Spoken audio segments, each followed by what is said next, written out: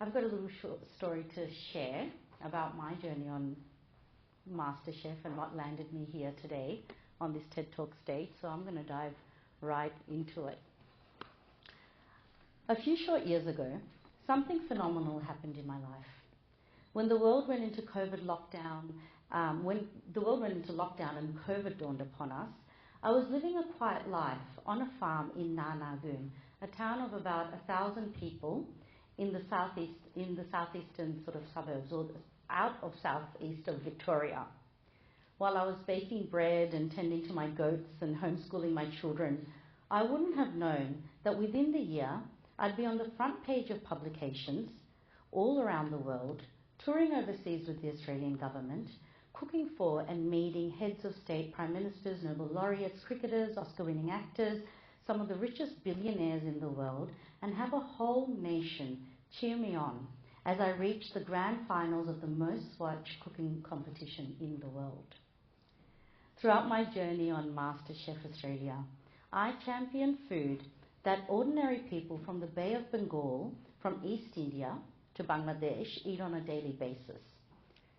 It's still a really relatively unknown part of the world to many, but this region has about 300 million people who reside in India and Bangladesh who identify as Bengali, with millions more spread across the globe.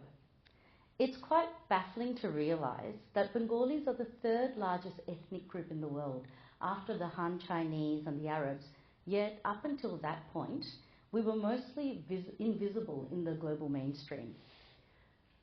So how exactly did I intersect this horizon? What brought on this rocket-fueled launch to dizzying heights in my otherwise pretty ordinary life? I'm about to lead you down this rabbit hole to find out. Up until this point, my life looked very much like what you'd call the model minority. My parents met in the 70s here in Melbourne, international students from Bangladesh and India respectively. They got married and they settled in the leafy suburbs. Their motto in life was that of many migrant families: work hard, live modestly, build your community, and hold on tightly to your cultural roots. My parents were quite successful in this, so much so that my father became the first Bangladeshi to be awarded an Order of Australia for his contribution to the Victorian community. Our home, when I was growing up, was a soup kitchen of sorts and centre point for fellow migrant families looking to build a piece of home in this faraway land. My upbringing focused on what it meant to be a good Bengali, passing down language, music, art, culture, and of course, food. The kitchen played centre stage of our life at home. Our dinner table was the result of two homesick Bengalis who recreated, bit by bit, the home that they had left behind. My father would mill flour to make the perfect whole meal parotas. He taught me and my sisters to fish and turned us sisters into assistant chefs as he prepared huge pots of hearty nihari, a goat soup, or kachi birani, a traditional wedding dish. My mother, on the other hand, was an elegant cook.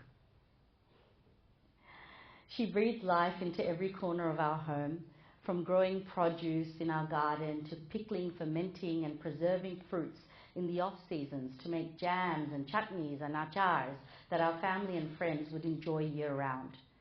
Mum also really embraced the native Australian produce, well, the local Australian produce, turning ingredients meant for Eurocentric cuisines into delectable dishes that felt nostalgic and authentic to Bengal. So this became my earliest training ground into the world of food, under the watchful eye of my parents and grandma, teaching me to prepare and learn heritage recipes and dishes the way it was passed down to them.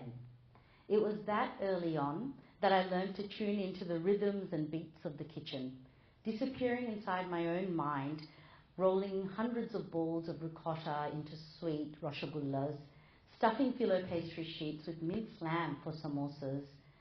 Decades later, unbeknownst to what the universe had in store for me, I'd be using these very skills and making these very dishes on the world stage. So fast forward a few decades, the ones filled with school and university, building a career, moving to London, Germany, Bangladesh, coming back home, meeting my husband and having my 2 adorable children, I landed on that farm in Nanagoon in around March 2020. As the world fell into lockdown, the momentum and noise of my overwhelming schedule came to a crashing halt. And for the first time in years, I was forced to listen to my inner voice. I had the impending sense of doom that the pandemic had brought on, and losing family members really solidified for me the fragility of life around, and it laid this very heavy burden on my heart. It made me feel like an overwhelming need to pass down everything my parents had painstakingly taught me over their lifetime. I was feeling like if I didn't become that knowledge bridge between my parents and my children, that way of life, it would be lost forever. So the only way forward for me was to roll up my sleeves and cook. I went into a frenzy of recreating the dishes that I had grown up loving on our dinner table. I engaged my children in making rotis and comforting curries, alongside handmade pastas, folding dumplings, and baking all the pastries and cakes that I fell in love with making when I lived in Europe. So little by little, as I nourished my insatiable appetite, I also nourished my soul. It was on this farm that I received a call from the producers of MasterChef asking me to come in for an audition. My then 11-year-old son had sneakily sent away an application to the renowned cooking competition, encouraging and reassuring me that I really needed to share my food with the rest of the world. So sometimes I look back and I wonder if it was a plight to get me out of the house. He's here in the audience today, and he remains my biggest advocate, my biggest food critic, and the reason I went on this journey. So nonetheless, I hesitantly said my goodbyes to my family, promising to see them after the audition weekend because I wasn't going to go very far, only not to return for 7 long months. I cooked round after grueling round all the way to the grand finale and became the first female of South Asian heritage to reach the finals of the most watched cooking competition in the world.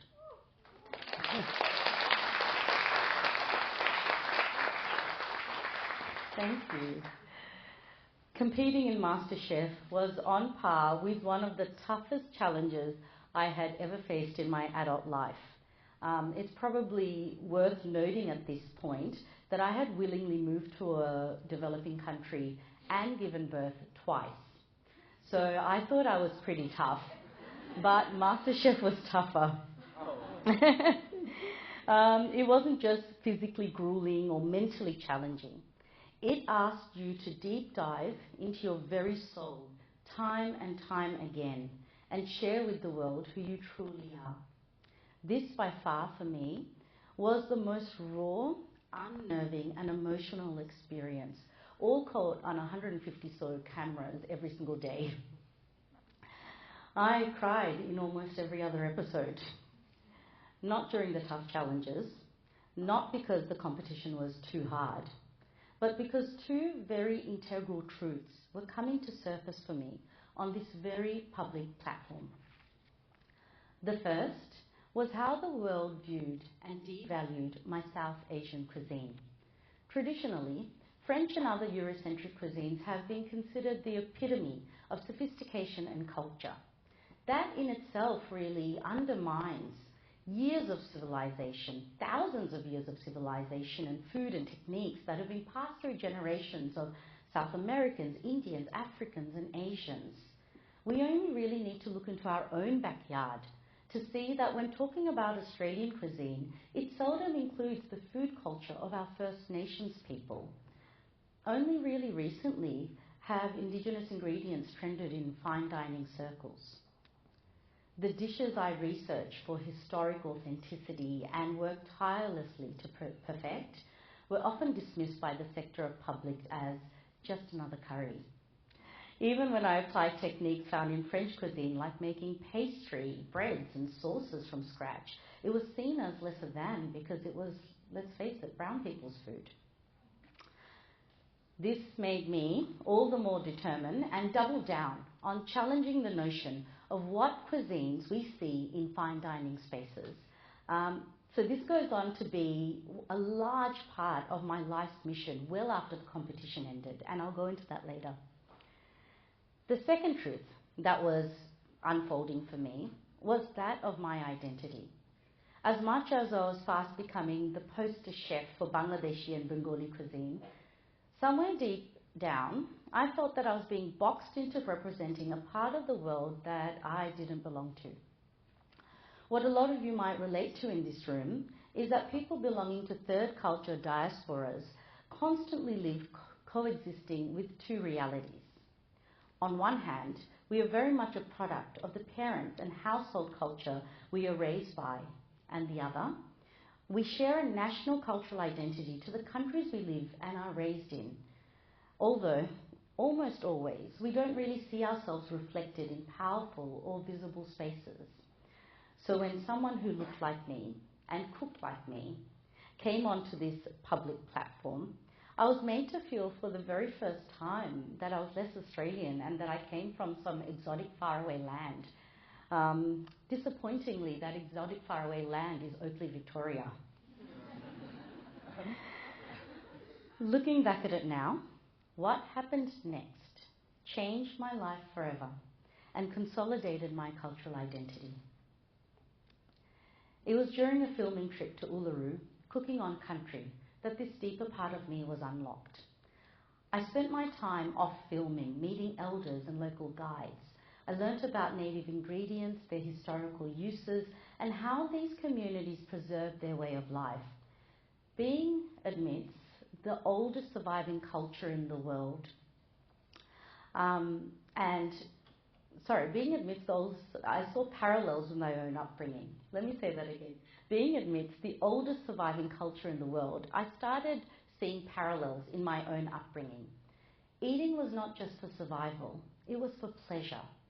The roles in preparing food bound the young and the old together, knowing which foods to eat and harvest at different times of year, how different ingredients were used to cure certain ailments, elders passing down wisdom through generations. It was not a far-fetched to realise that my own roots in Bengal, a culture dating back 42,000 years, was interconnected with the Aboriginal way of life in so many ways. I also discovered similarities in the produce found in the Northern Territory and those found in Central Asia and the Indian subcontinent. The tiny, thin-skinned desert and sunrise limes were not too dissimilar from the nimbu limes found across India, and indigenous fruits like jujubes and jiccamas that I had never come across in Melbourne were actually versions of my favourite fruit, boroi and shakalu, commonly found in street markets in Bangladesh. Even the techniques of cooking over fire, creating tandoor-like earthen pots, grinding stones used to crush dry seeds to make bread similar to flatbreads found in my heritage cuisine. The more I researched, the more I found connection to the land I was born on and the land I had migrated from. It was here, in the heart of Australia, that I finally felt connected with both my Australian and Bengali identities and started expressing that on a plate. Using my newfound understanding of native Australian ingredients with heritage Bengali cooking techniques, I created a new type of cuisine that let me show up as my whole self on a plate. I wasn't just a Bengali, I was an Australian Bengali.